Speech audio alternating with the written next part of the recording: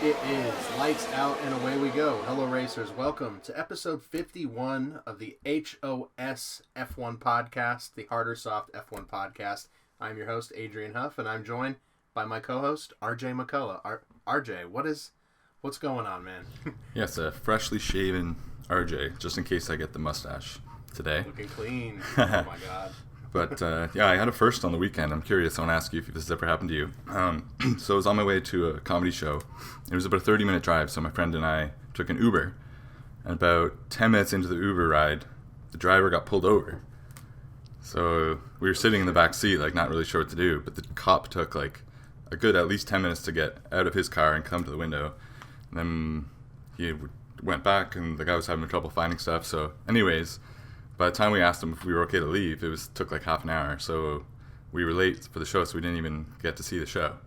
So that sucked. But yeah, have you ever been pulled over in an Uber or a Lyft or whatever? No, that sounds kind of like stressful, especially if it's like what if he gets arrested on like the interstate? Yeah, it was. What? Well, he didn't have he couldn't find. I guess you have to have like some sort of certification to be able to drive Uber. You can't just start driving, and he wasn't able to find that, and he was like sketching out, and he's like, oh, like I'll drop it off to you, and the officer's like, no, like you need to find it right now. And we're like, oh, all right, well, and that's when we got out of there. So yeah, that was my first time that's ever happened, getting pulled over. It was kind of awkward. But what are you I've gonna been pulled over multiple times, but I've never been in an Uber getting pulled over. That is right. That's hilarious. That was a key distinction. So something that was more awkward is a good segue. More awkward. I just read the story today. I don't know if this was a story that was already out there, but I just saw it today. I'm going to read the headline. Actually, I'll just read like a paragraph or so. Lando Norris, this is a true story, was put in a headlock and robbed of his 44,000 pounds, so $144,000 watch after the Euro 2020 final at Wembley in July 2021, a court heard on Monday.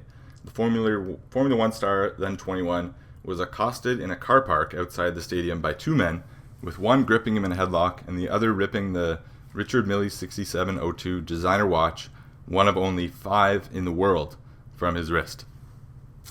Jeez. God, that's horrible. That's brutal. Crazy story.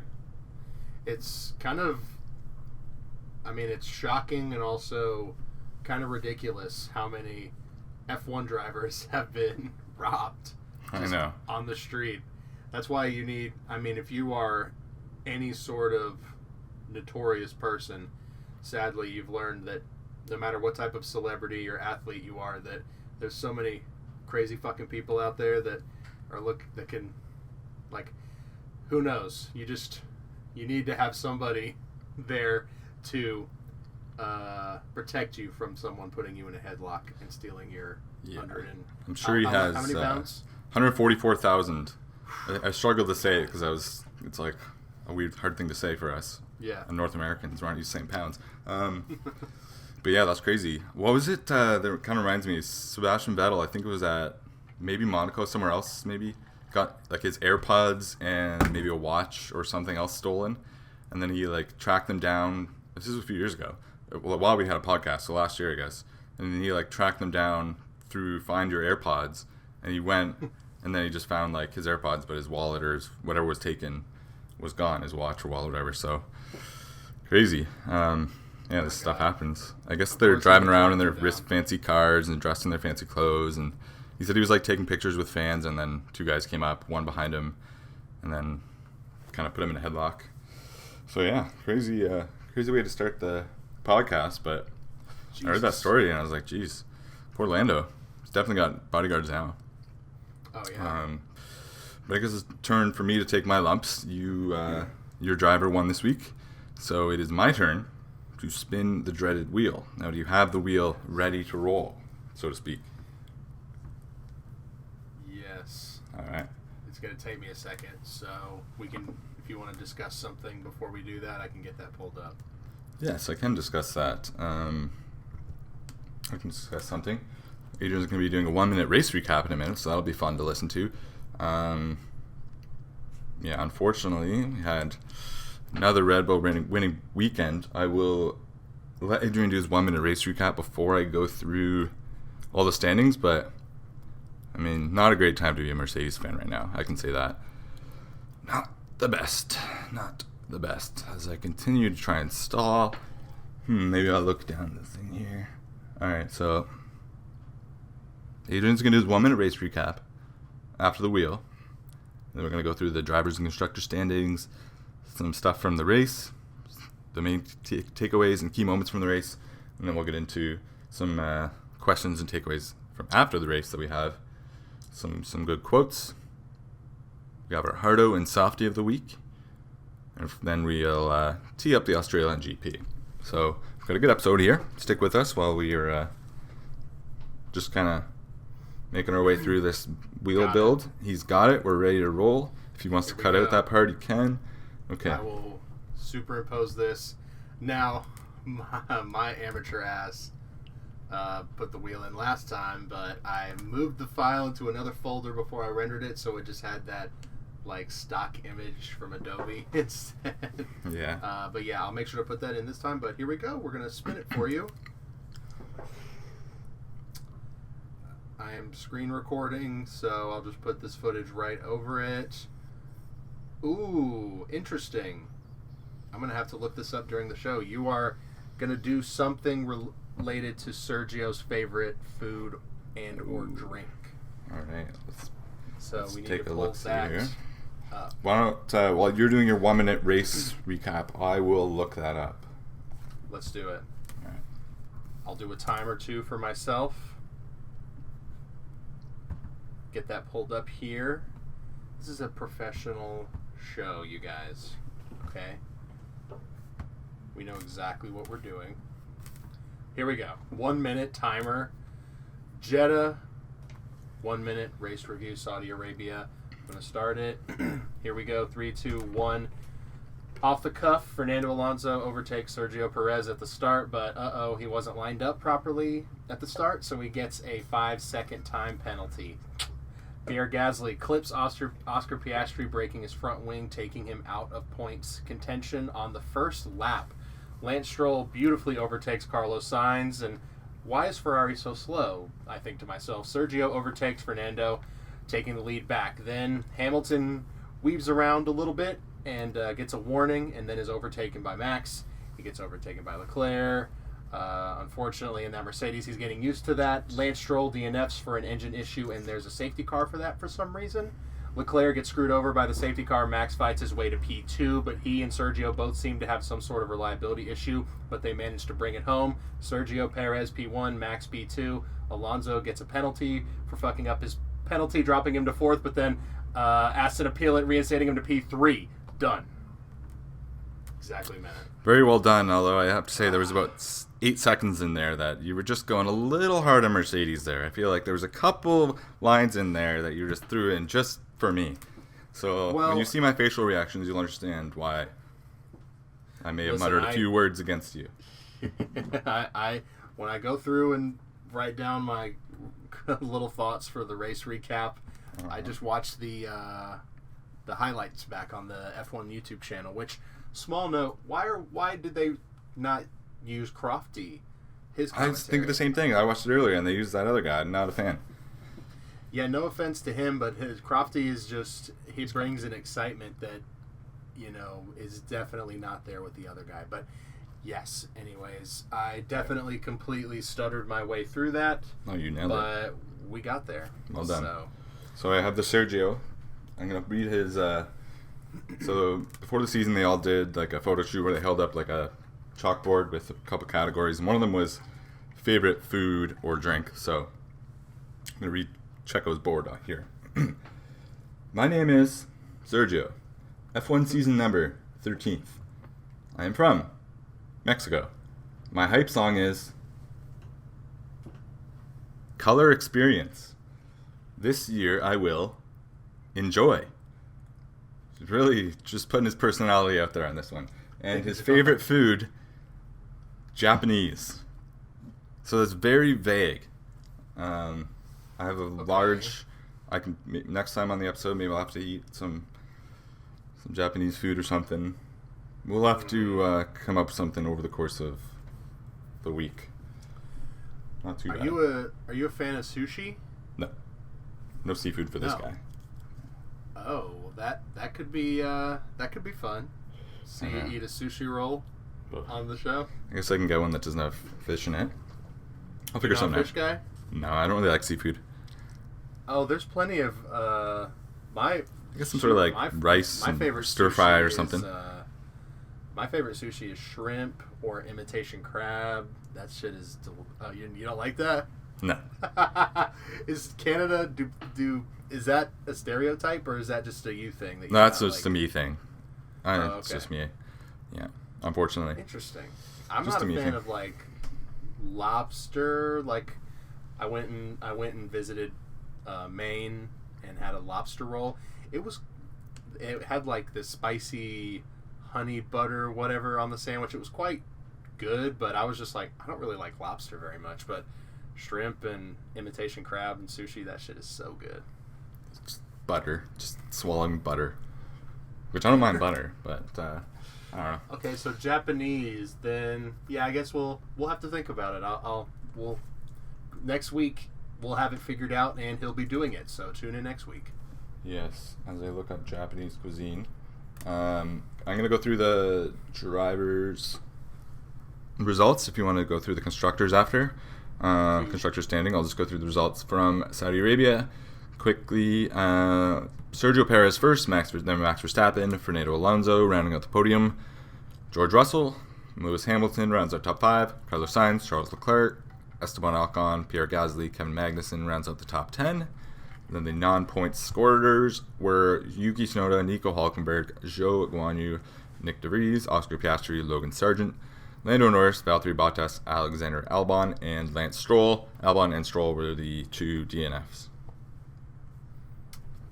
Yes, and I'll go through standings. So Max, I didn't have time to mention this in the little 1-minute recap, but he put in an absolute flyer on his last lap, and he took the fastest lap point away from Sergio. So he's still technically leading the world championship for the drivers, the world driver standings. Sergio is right behind him in second, and then you've got Fernando Alonso in third, Carlos Sainz in fourth. Then you got both of the Mercedes, of course, Lewis in front, fifth, George in sixth, Lance Stroll seventh. Crazy, Charles Leclerc with 6 points in eighth, Valtteri in ninth. Oh, interesting. Valtteri and Ocon are actually tied for ninth, and there's no 10th. So then you got Gasly, Magnussen, Albon, Tsunoda, Hulkenberg, Sargent, Zhou, Nick DeVries, Piastri, and Norris. And then the constructors. Red Bull are absolutely dominating, 87 points. Aston Martin, P2 in the constructors, absolutely outstanding, 38 points. And 2 podiums. You got Mercedes with the same amount of points, but no podium. So they're P3, Ferrari 26 points, so P4, Alpine P5, Alfa Romeo with 4 points in P6, Haas 1 point, P7, Williams 1 point, P8, AlphaTauri, SAD 0 points. They are P9, and then probably I don't know if this is the biggest shocker. I think it's the biggest shocker of this whole thing is that McLaren is at the bottom. They are the new Williams. They are the new Haas. It is embarrassing. What do you think about that? Not great. And both their drivers, it's not like they've driven poorly either. Like, I'd say Oscar's actually looked pretty good. But their car is just such a tractor. So you saw a funny picture on Twitter, I think. It was a picture of Daniel Ricciardo. I guess he's like getting out of a tractor and it was like, oh, this is what Daniel's doing right now. And then someone responded like, oh, I thought he left McLaren. Yeah, I'm sure he is sitting pretty right now. I mean, even though it was kind of embarrassing at the time, in hindsight, he got paid, and clearly the results would have been even worse this season, regardless of who's driving the car. So maybe that shows some other teams too that it wasn't Daniel's fault. So maybe give him another drive. Maybe. Also, quick, Japanese cuisine includes ramen. I could do ramen. I like ramen. Like some ramen. Ramen. I could do that for the challenge. Instead of sushi, I'd rather do ramen. We'll figure it out. Can I pick the flavor? Nope. Nope. We'll discuss this off air. You're not picking shrimp flavor. No, I'm not following any of your tricks, mister. No pressure. No. We'll talk. Quickly, another thing I'm just going to zip right through is our updated HOS League standings.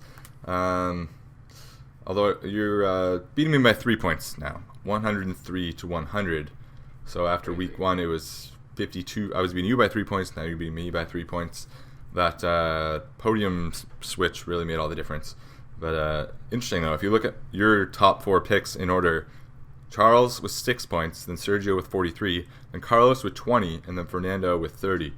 So really just no order there in terms of your draft order. Whereas mine goes Max Verstappen 44 points, Lewis 20 points, George 18, just nicely in order. So I mean, say what you will, but it's a long season. It's a long season. We got 21 races left, unless any of them get canceled. Yeah, I doubt it. I think hopefully not. So yeah, it's a tough week for me. I had to do the wheel, but it's not too bad. I can eat some Japanese food, and yeah, you took the lead, but that's okay. Yeah, we can talk about the actual race now. The 2023 Saudi Arabian Grand Prix, Jeddah Corniche Circuit. So we're not going to go through the entire race. A few points though. The start I thought was very impressive for both Aston Martin drivers. Obviously, Alonso getting the lead off turn 1. Perez is kind of notoriously not the best starter, but still a great start for Alonso. I saw something that he had promised his team if he got the lead after turn 1, he was going to buy them all beers in Australia. So now he said he's got to do that. So that's cool. Yeah. And he held it for a decent amount of time. Obviously, there was no... I mean, it was like 4 laps, but... yeah, he did great. And then Lance made a couple moves. He passed one of the Ferraris. I forget which one, but... Yeah, it was a good start for Carlos. And it was a good start for Aston Martin. Things kind of normalized. Max was going through the field. Checo got the lead back. And then there was that safety car. Based off Lance, I don't know, like they seemed pretty serious, like turn the car off, on track, pull over. But yeah, what did you think of them actually calling a full safety car on that? Because he was right by exit lane. Yeah, I mean, he pretty much pulled into it. Yeah. Even Brundle was like, is this necessary of a safety car? And they said on air that on the GPS, one of the trackers listed that he was actually still on track, and they said that they just didn't want to risk it. I don't really understand why that you couldn't see on the camera that it would maybe constitute a virtual safety car, maybe, but I guess once you make the safety car call, it's out, so you gotta wait. Right. As far as Fernando's start, interestingly enough, he did have a really good start, and yes, Checo does not really have a lot of success with his race starts, except in Baku, but he actually, in the reaction time, he was about a couple of hundredths faster than Fernando at the start. Fernando was just able to get crazy acceleration off the get, and I guess having the inside line too, and both Red Bulls just love to, as soon as they start, just cut to the inside and try to push number 2 wide to slow them down. And lock up. Max pulls it off most of the time, but Checo, it landed him in P2. But yeah, it was awesome. I was so fucking excited when he took P1. I was like, it's not gonna hold, but I mean, it's still just so cool. Yeah, it was a great start to the race. Very exciting. Then, the safety car, I think Max by lap, I think he passed Lewis on like the 12th lap or something. Safety car was, I don't know, around 18, and then so I think Max was 4th place after the safety car, and I think everyone watching at that point was like, okay, Max is going to win, like that safety car, but Max just won the race. So as much as he did cut through the field, their car was at points in the race going a second and a half faster than any other car on the track, and there was obviously people can like compile the speeds and stuff, and average speed, I think Max, it's whether I don't know if it was average or top lap, but his was 3:43, and it was like 7 miles an hour faster than, or kilometers an hour, or something like faster than anyone else. And their average speed for the whole race was obviously way higher than anyone else. So their car is just obviously in the next level. So yeah, Max, I mean, he didn't have the craziest start, but it was inevitable. He did have a good race, but he was pissed off to finish second. But yeah, Checo, like, he held everyone off very, very impressively. I thought, like, I think he basically kept par with Max that last stint, whatever you want to call it. So yeah, really impressive. They had a little bit of back and forth on the radio, but we can get into that a little bit later. But what else we had? We had the strange situation with the podium. Do you want to explain that? It was weird. Like, a lot of just classic FIA.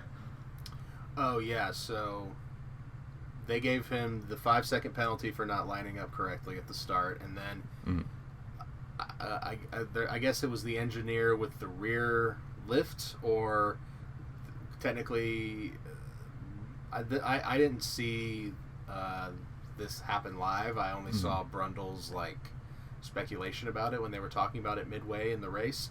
A couple of other engineers might have touched the car, but they then gave him another 10-second. They gave him a 10-second penalty after the race ended, and he had celebrated after he had celebrated his 100th career podium, which is hilarious. George, in his post-race interview, said, he was like, he even admitted, he was like, Aston deserved the podium, but he was like, well, you know what, I'll take it, obviously. But then Aston Martin appealed, and they appealed, I guess, giving literal specific examples from previous races, showing that the FIA were just basically contradicting themselves in this, or basically sowing doubt. So they reinstated Fernando Alonso's P3 and putting George back down to P4, which is just, I mean, I just don't get, this whole thing could have been avoided if they had just called it midway during the race, which I guess the outcome still would have been the same, but it's just, this whole giving penalties after the fact is so, like, ridiculous. It shouldn't be allowed.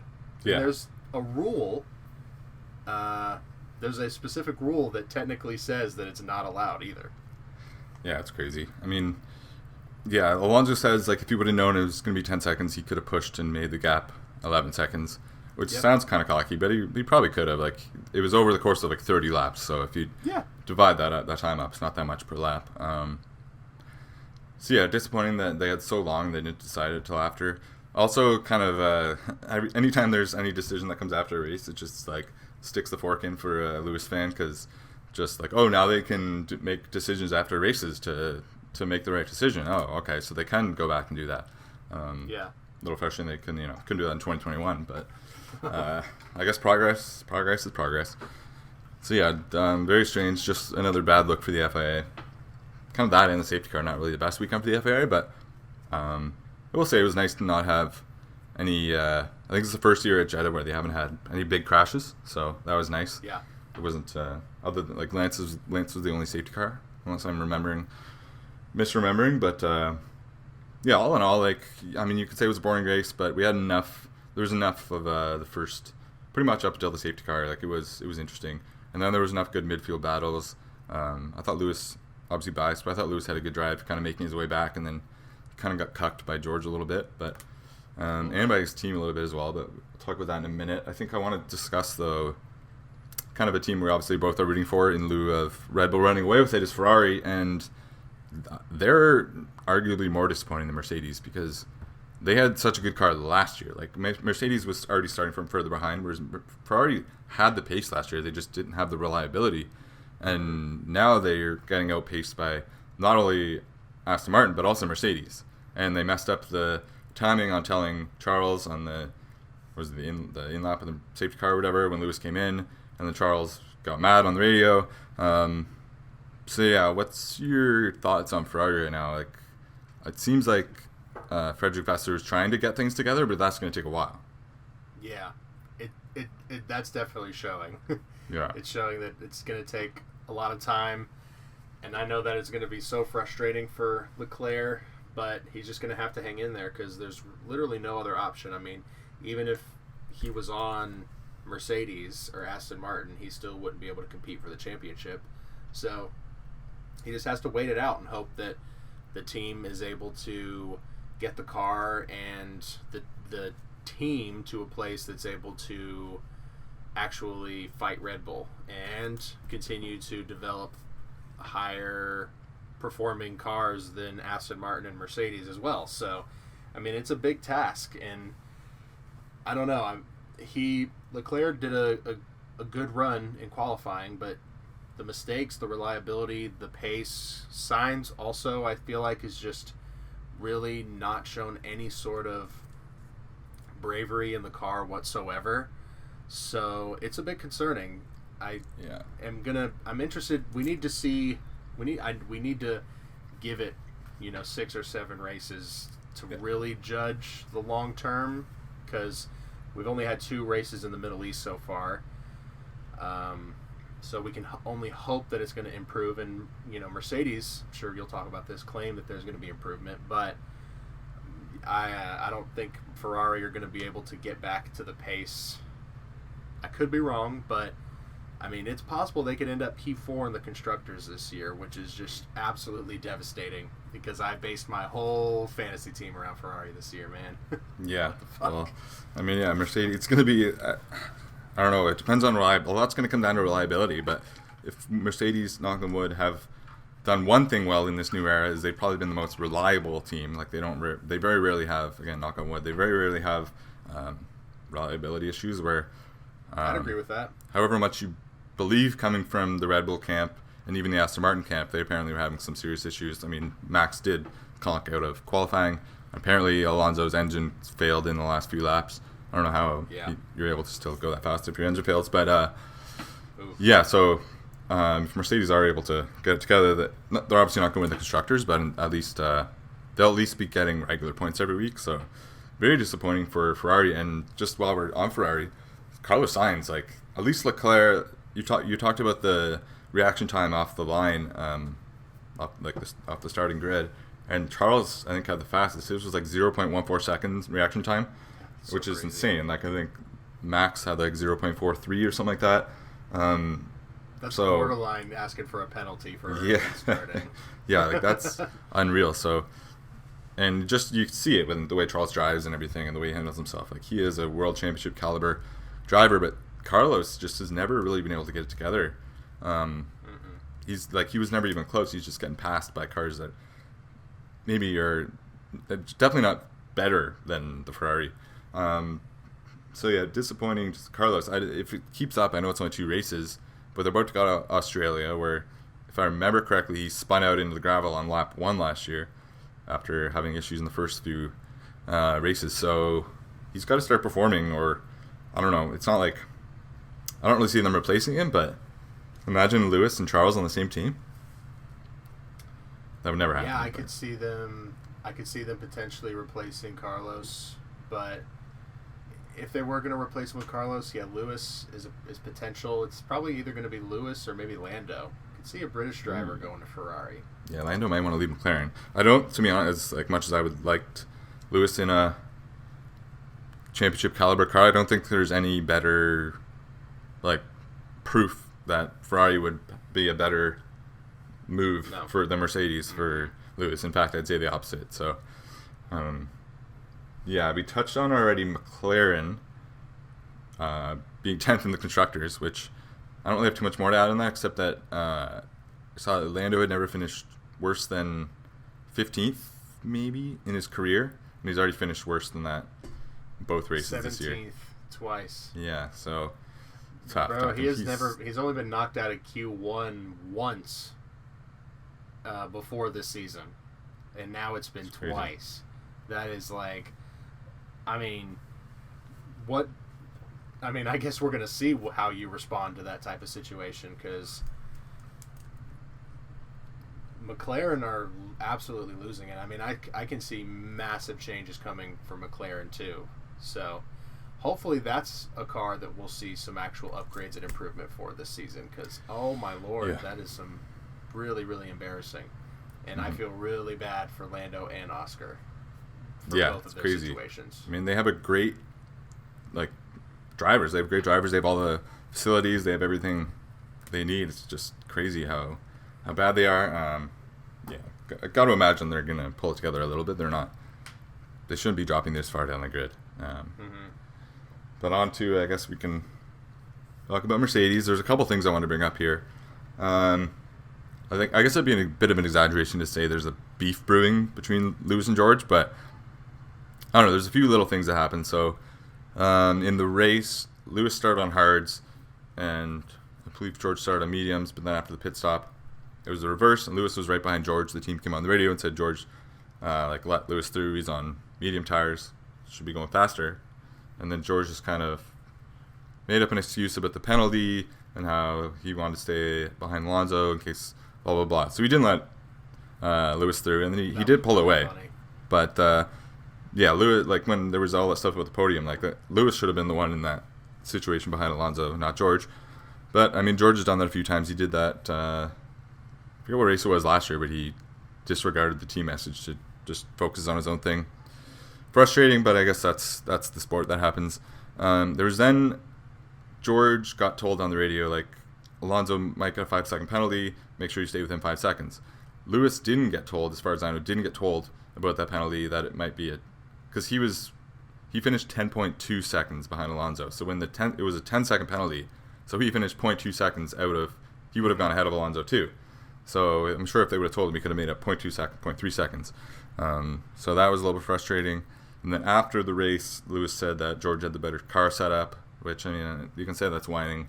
I mean, I don't really know enough about that. But they said, what did you think when he got told that George had gotten the podium? And he said, that's good for the team, but that has nothing to do with me.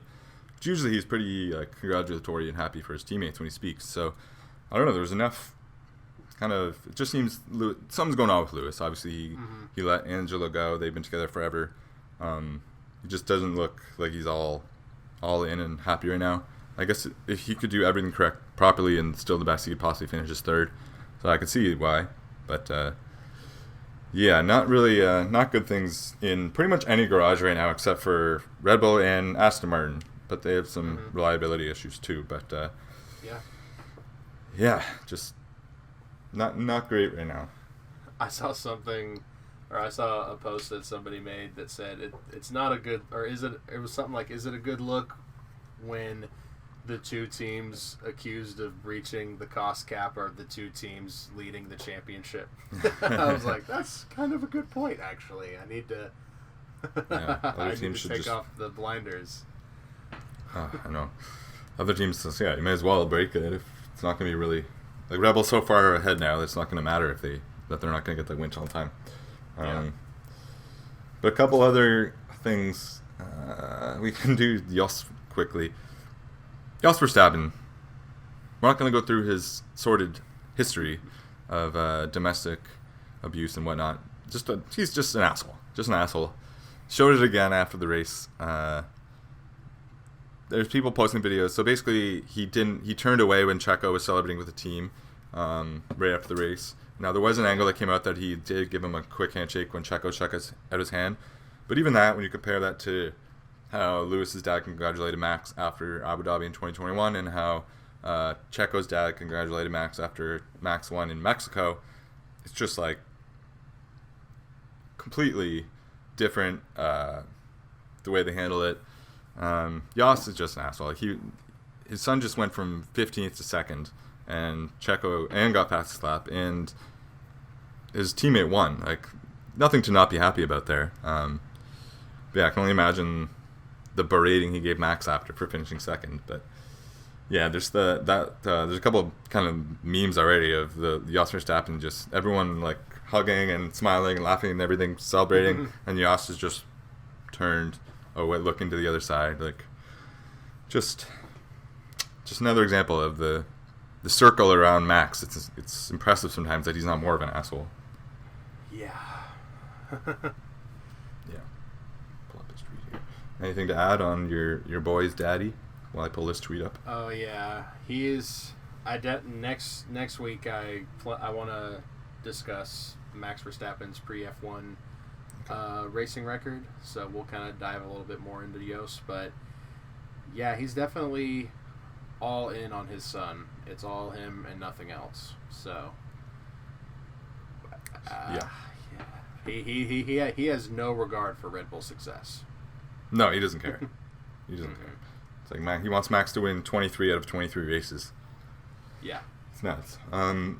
So on the topic of Red Bull, though, Lewis said that that's the Red Bull car is the fastest car he's ever seen in F1.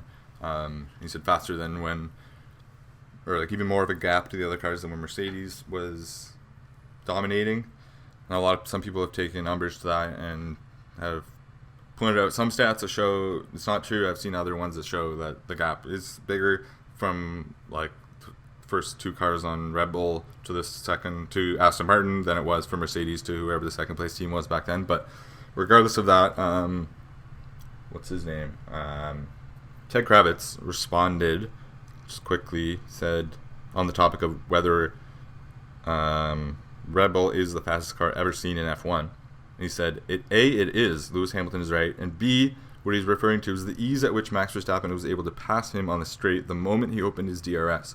What Lewis is saying, had never seen someone gain quite so much speed by opening the DRS. He doesn't understand how this is possible. There's lots of technical intrigue on Formula One. Lots of people will be looking at the Red Bull and saying, how are they able to gain nearly 20 miles an hour advantage on the straight than anyone else? Just putting it out there. Obviously, it's the design of Adrian Newey, but that is like a huge competitive, like 20 miles per hour on a straight. Mm-hmm. That's insane.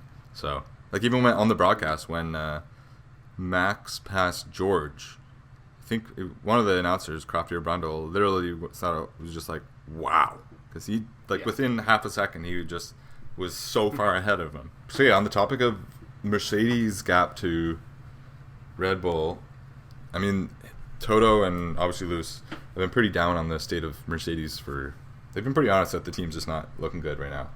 But Toto had a quote that made me at least a little bit hopeful for the future, maybe it's 2024, on the topic of changing the design of the car and kind of going in a new direction with things. He said, we're making really big steps with our research and development, with our understanding in the wind tunnel, and that is really big steps because we just needed to have the confirmation in Bahrain that we got it wrong. Now we have that. That's why I would never write off anything. Now, is it realistic after today's performance to talk about the World Championship? No. You're a fool if you think that way. But equally, it's motor racing. You never give up. And we continue to do the big steps that we've already done in the last 10 days. Then I think we'll come to a stage where we're really able to race for wins. The kind of gains that are coming in our research and development and in Aero are much bigger than we've had for a long time. So we've unlocked some potential because we've simply looked at things from a different angle now. So usually I would just say that he's kind of blowing smoke, like he's just lying. But it's the first positive thing we've heard in a while concerning their development of this new angle or whatever, new path they're taking. So hopefully it won't take till next year. Hopefully at some point this year there's a month off after Australia. I don't think it's going to be that quick, but at least hopefully some positive signs for the future. We need someone to challenge Red Bull, and it doesn't look like it's going to be Ferrari, and I don't know about Aston Martin in the long term. So, yeah, that's all I got. I think Toto's comments are showing that they are sort of like, essentially, we're not going to continue to be stubborn and try to push this concept that we started with through. They're sort of admitting, which I get. I mean, when you look at 2021, all the cars look the same, just with different liveries on them. So I think this whole notion that every car needs to look different, that just isn't going to happen. So Aston Martin, look at them. They're P2. They have a car that looks just like the Red Bull. I mean, imagine what Mercedes is going to be able to pull off when they make a car that performs like the Red Bull. Now, he's right. They're not going to perform, or they're not going to compete for the World Championship this year. Potentially next year. But if that's the design that they're full focused on now, then for sure they're going to be able to fight for P2 in the Constructors this season. Yeah. It's just a matter of how quickly they're going to be able to push that line, I guess. So it's interesting though. His comments about he's like, who cares? Or it was something like, he's like, if it's fast, I don't give a shit what it looks like. Yeah. Some like, what would you say? Like, if people get mad that you design a car that looks just like the Red Bull, and he said like, I don't care if we're fast. I don't care what people say. Yeah. And then people asked him as well, like, is this Red Bull dominance bad for the sport? And I thought he was going to go the Christian Horner route and kind of try and stir up something for the FIA to look at to bring things closer. But he just kind of said like, no, like, this is how F1 is. Like, if you put good work in and you do the right things, you get rewarded. And, like, they just did the best. They did the best work. They did the best job. We didn't. They did a better job than us. Like, they deserve to be winning right now. That's like, maybe it's not the best for the spectacle of the sport, but he said F1 is a meritocracy. Now, I don't know what a meritocracy. I don't know what that means, but I'm going to trust him that that's a profound statement. But yeah, it's true. I mean, as much as we want them to be close, it is what makes F1 unique. Is that it's at least half of the battle is having the car, and probably more than half the battle. So, absolutely. Yeah.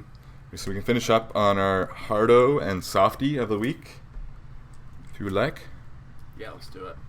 All right. I can kick it off. I'll start Sure. with my softs, because McLaren, what are we doing? McLaren somehow are looking worse than Ferrari. Like, Ferrari being the fourth fastest car is, in my head, it should be the biggest shock of this season, but no, it's that McLaren is P10. That is absolutely insane to me. So yeah, I'm giving McLaren my softie. Yes, very. I have co-softies this week. Number one, George Russell for being so selfish. At some point, even if, let's say, things go all correct for him and he's fighting for the championship somehow, no chance that's going to happen. But even if that were the case, he at some point will need Lewis to help him.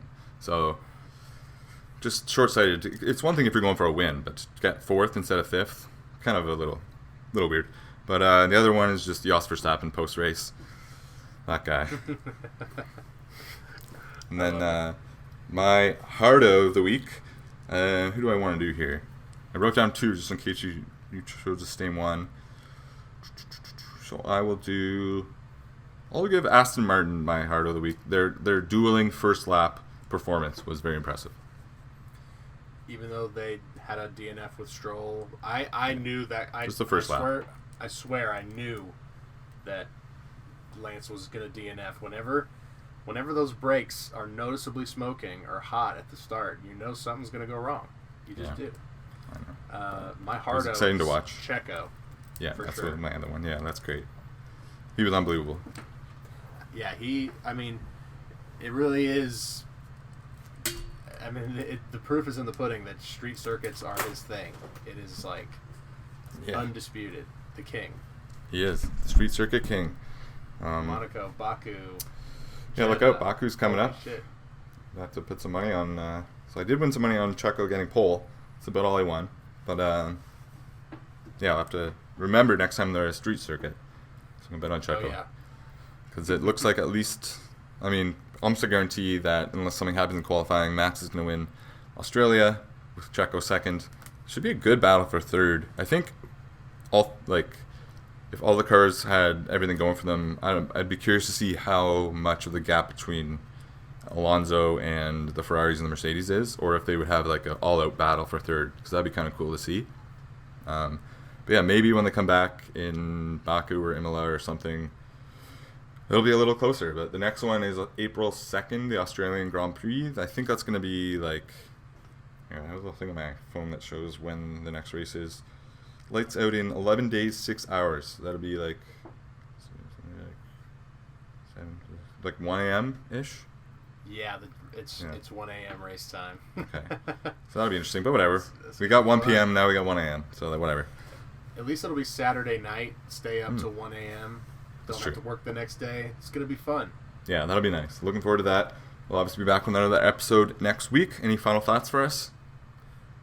Check out all of our social media. Twitter, Instagram, TikTok, HarderSoft F1. Subscribe, review, share, help this podcast grow. Thank you guys so much for watching or listening.